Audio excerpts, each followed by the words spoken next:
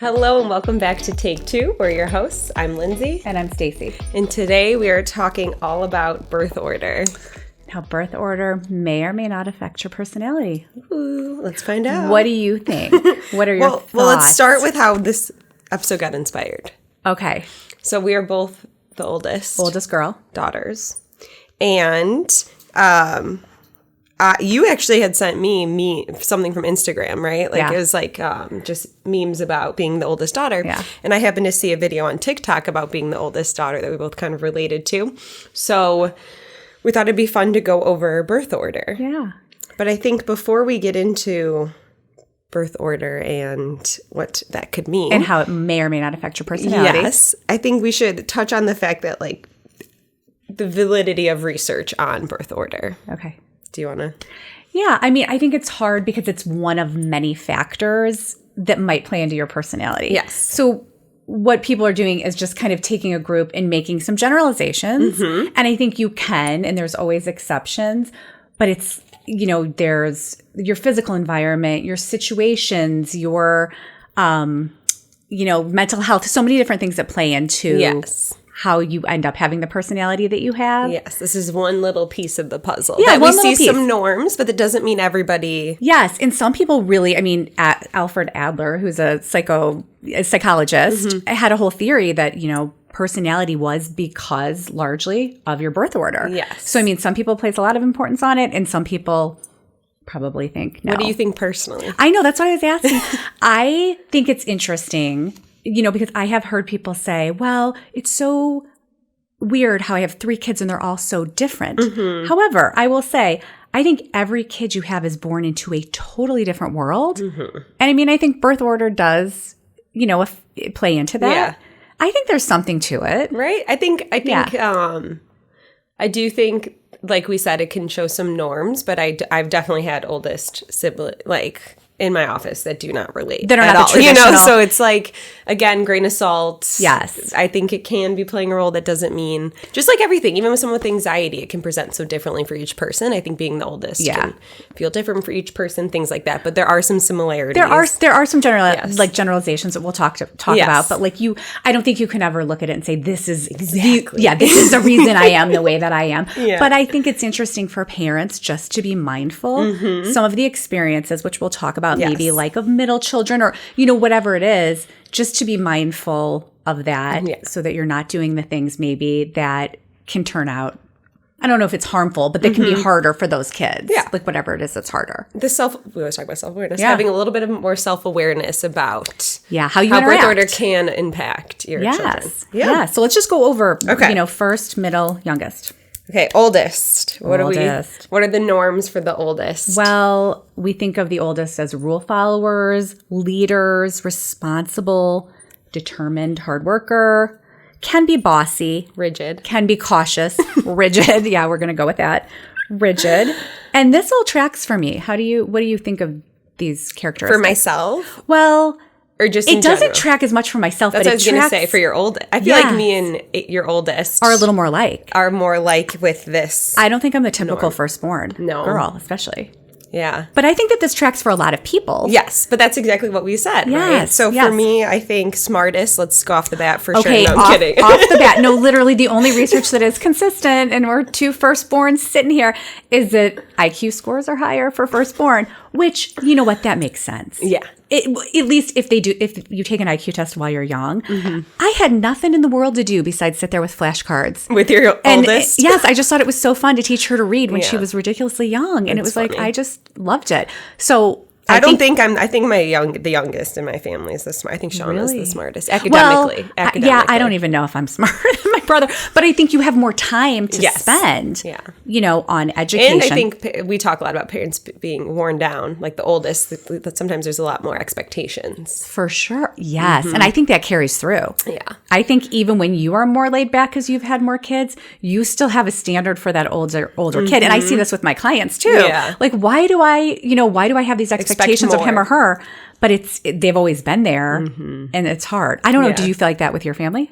That I have more expectations? That they expected more of you? I mean, I think overall with my family, academics was never like a I don't want to say not a priority because it was, but it wasn't like a focus. Like it's interesting in this community, there's a lot of pressure to succeed and get A's. And it's like interesting for me to work with families where parents are like, no, I expect you to have certain grades. Because like my dad stopped going to school when he was in his early teens.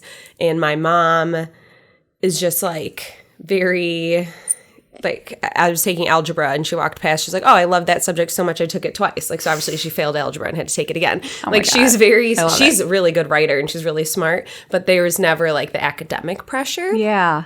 But there was pressure in other ways. Okay. That makes sense. Like, rule following, I was the biggest rule follower.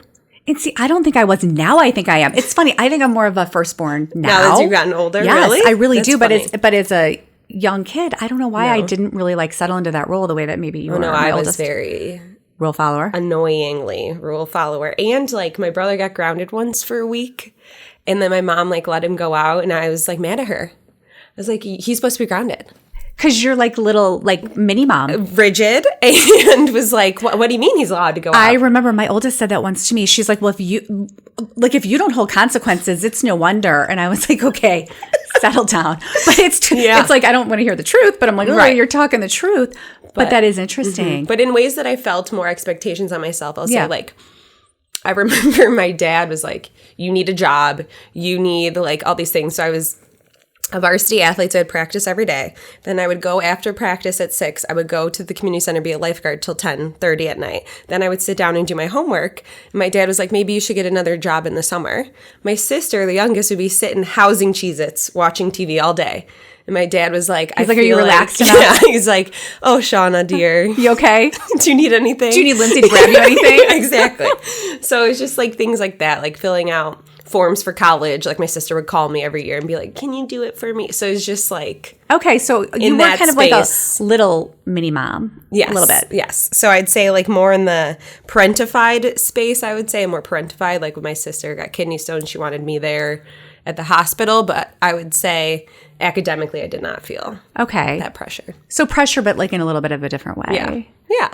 And I think you spoke to like the rigidness, and also firstborn children are more anxious. I do identify with that. Yes. And I think when you look at the difference, at least from a parent's point of view, I was so much more nervous with my first. Do you know what I mean? Because it's your first time doing it. And we know mom's anxieties feed into children's anxieties. 100%. I mean, I didn't let her ride a bike around the block. I think I've told this story before. My middle daughter's friends were riding bikes, and she was standing, and she was like, Stop. Mom, and like pointing, because I was so nervous for her to like be on her go own. around the block. And then now, like my youngest, I don't know like, go. where he is half the time. Not even proud of that. But like, it really is different. And I don't have the experience of just feeling like something's bad is going to happen, or I have to have control. So I think obviously like that first time mom anxiety bleeds into them. Of course. And that is probably why they're more rigid. And you have so much time and energy to be anxious about things. And it's your first time doing everything. So Yes, exactly. Yeah. So then let's go to next, our beloved middle children. Tell me, what is it, the norms for the middle? And there's a lot of variation, I feel like, especially in middle children. But in general, it's noted that middle children are usually adaptable. They're social butterflies. They can be competitive. They're dreamers. They're great negotiators. And that kind of tracks for me. And there's also something called middle child syndrome, which is, you don't have the status of oldest child, and you don't get all of the attention and the babying of the youngest. So middle children sometimes have to fight for their place, or feel like they're fighting for their place. Okay. And I am only from a family of 2, so you can speak to this. I have 3, but you grew up with 3. So what does that look like for you? Well, it's interesting, too, because we're not even talking about gender, but like gender. But gender plays into That's what I was going to say. I agree. So it's interesting because my brother is the middle and he's the only boy. Okay. But I mean, he's definitely social and adaptable. He's for sure the funniest sibling out of all of us, easily. That's interesting. Yes. But, I don't know. I think so. Maybe it does align. Yeah. But I would say I'm more of a dreamer. Do you think he felt that middle child not like syndrome. Displacement, but what is your role? Do you know what I mean? Having to fight for your role? And it's funny because like you put a quote out, it's like different than this because we were about fire. But like one time I asked my sister, who do you think mom and dad's favorites are? And she's Yeah. like, I don't think they have a favorite, but I think if all three of us were on fire, mom would put Johnny out first, dad would put me out first, and you would just burn a little longer. That's how she described it. Oh my gosh. And that's the quote that I always I know, like that's to why use. I was laughing. So I think that like Wait, so let me see what the quote, let me see what it is. Yeah. So as a parent, I'm sure I didn't coin this, but I don't know that I read it.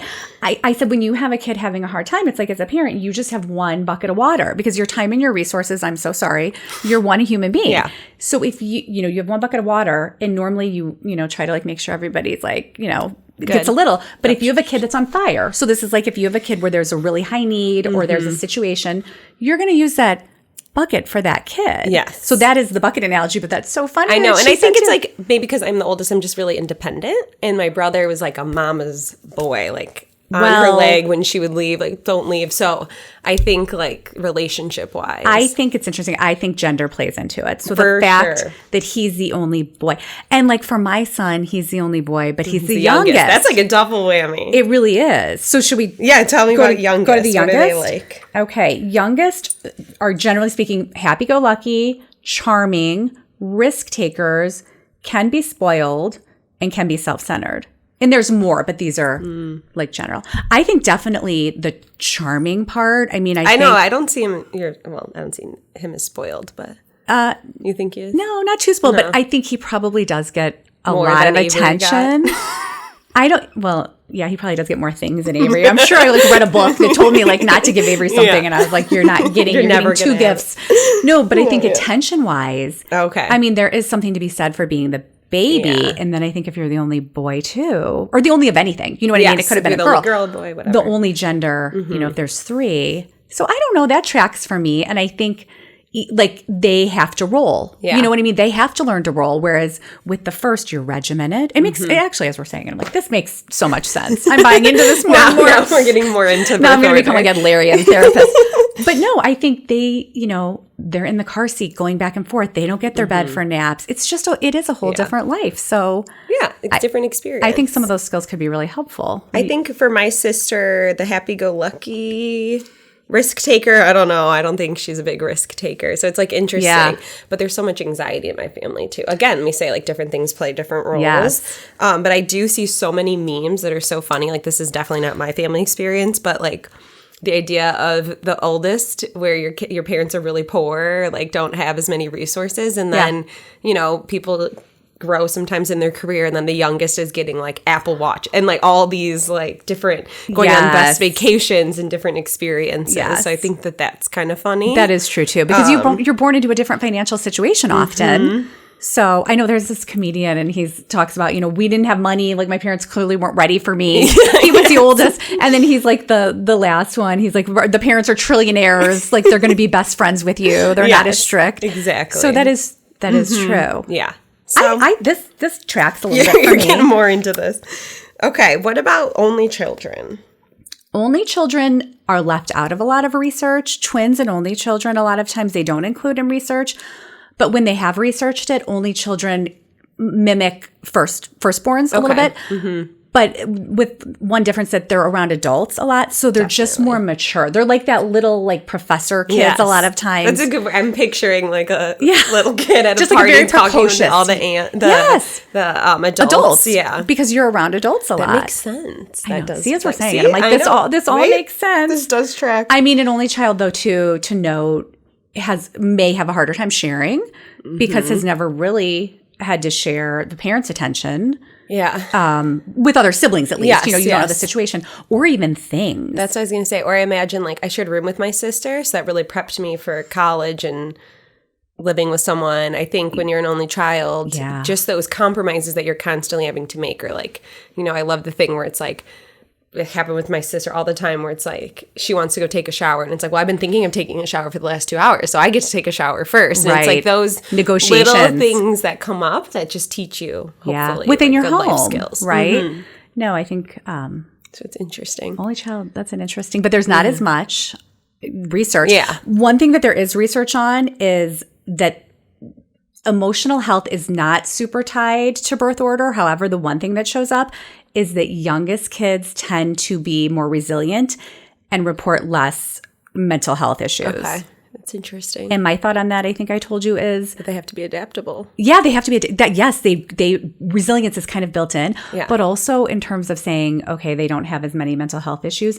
I don't know if as many of them would get taken to a therapist or that it would be noted because like my older 2 kids I got braces for, because that's what you do, never took the third. Like still haven't taken him to an orthodontist. He's going to be in high school next year.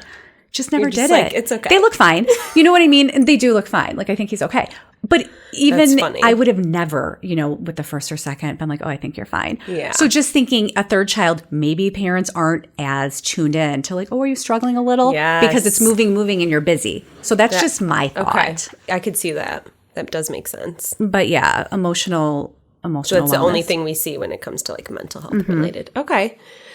One thing we were talking about too that actually, you guys, this is, I won't say it's a first, but Stacy knew a TikTok trend I had no idea about. Oh my gosh, no, that is a first. Is it? Yes.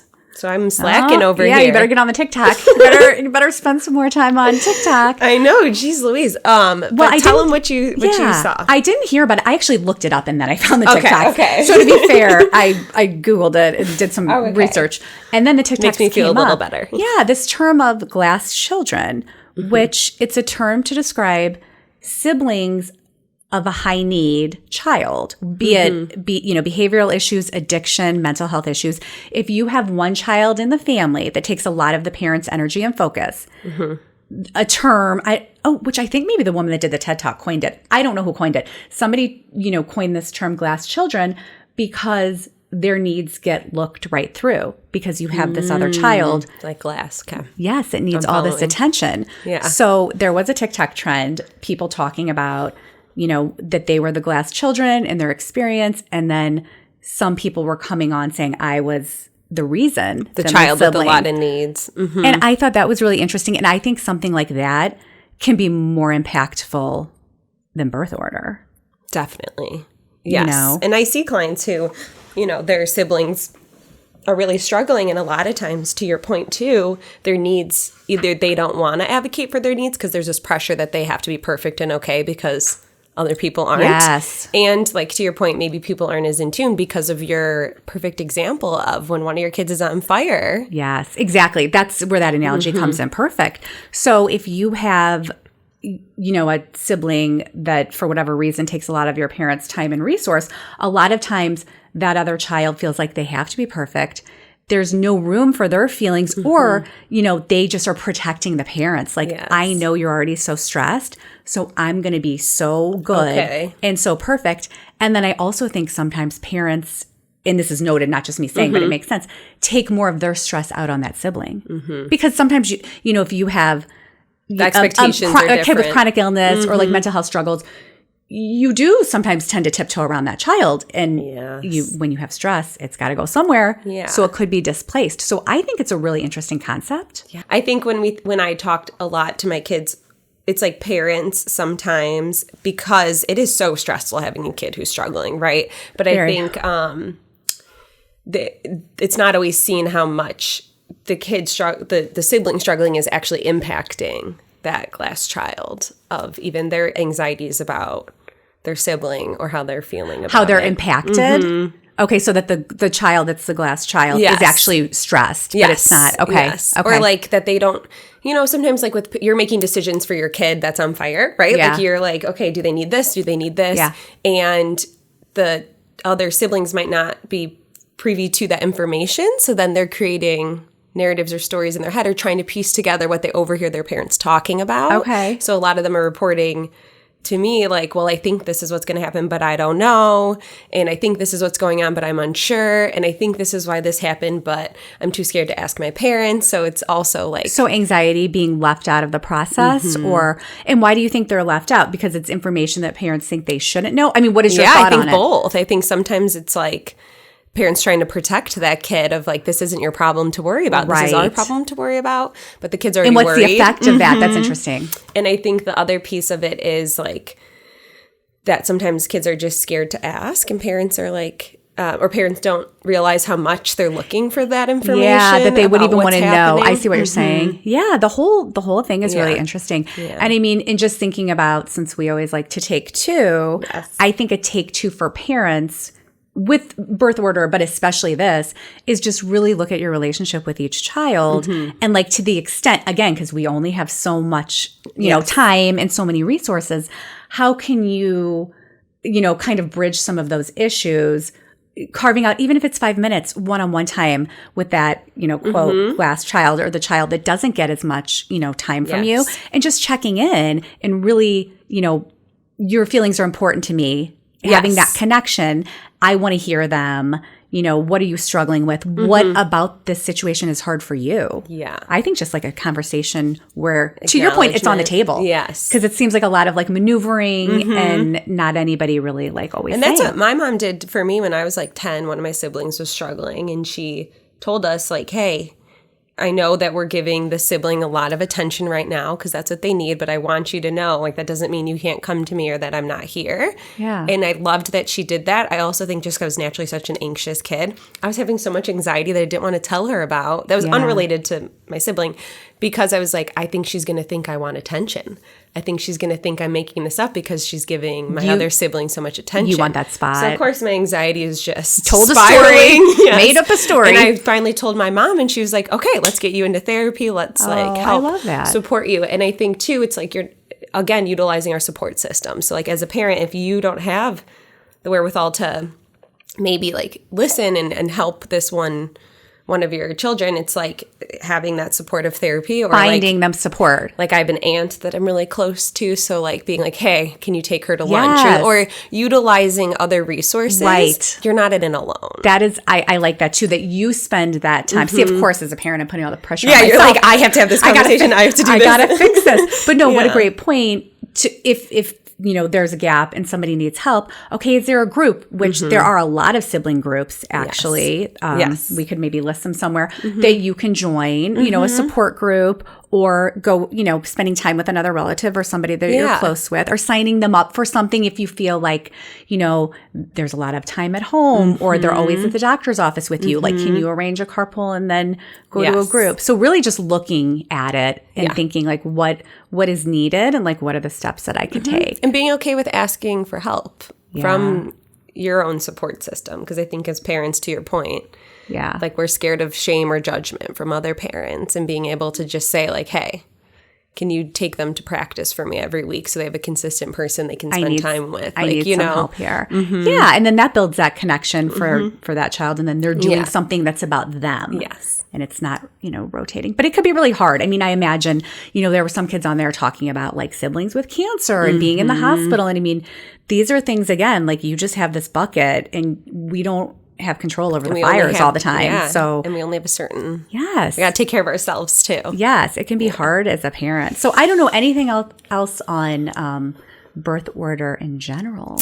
I think it's like interesting just to look and see if you relate to any of the things that we've talked about. And if you are a glass child? Just glass child. Just if you're a piece of glass. You're glass. A glass child. If you are a glass child, I think sometimes we're taught to hold stuff in. So to make sure that you don't repeat those patterns, and like, get yourself support if you need it. And it's okay to struggle. It's important. Like, your needs are important no matter what's going on. Yes. It's not all relative. Because I do think sometimes, and you spoke to this a little, you think, oh, well, my little concern is not a big deal. But no, your concerns are still a big deal. Yes.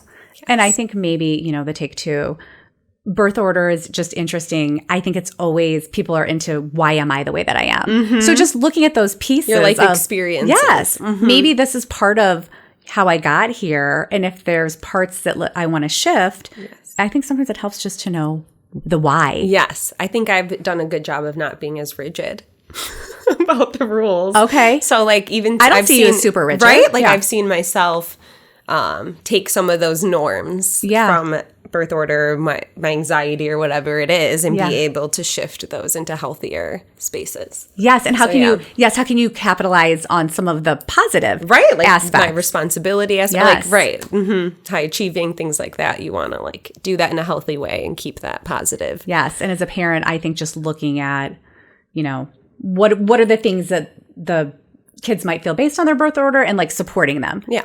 It's cool. I liked it like, is talking cool. about this. I mean, it's like a cool topic. And as we talk tomorrow, I'm like, I don't know. It's making a lot of sense to me, but I do think gender plays into it a lot too. For sure. Gender, a lot of things we talked about, like your peers play a huge role in who people become. Like you are who you surround yourself with. So there's a lot of other factors playing a role here. Your environment, your community, but there's a lot of firstborn daughters that are putting out some pretty funny memes. Like it was like, if you're a firstborn daughter, you might be entitled to compensation, or I don't know. They were just all really funny because it's like you really, I think, do relatable as a female, you get more of the caretaking responsibilities. Like I don't know that a firstborn son would have that always has those responsibilities, and then just as we talked about, like the weight of being the firstborn. Mm-hmm.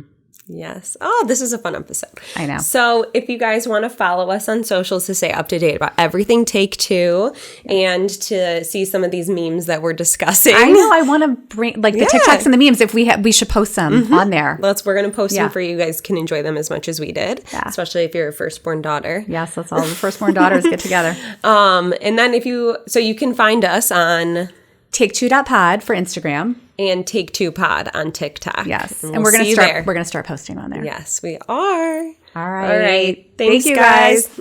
Give the double wave. Bye. Give it to them. I couldn't not do it. Give the people the double wave. Give them what they don't want. Thank you for listening to the Take Two podcast. Lindsay and Stacy are licensed therapists, but they aren't your therapists, and this podcast is not therapy. Production assistance is provided by Bird Blue Creative at bird.blue.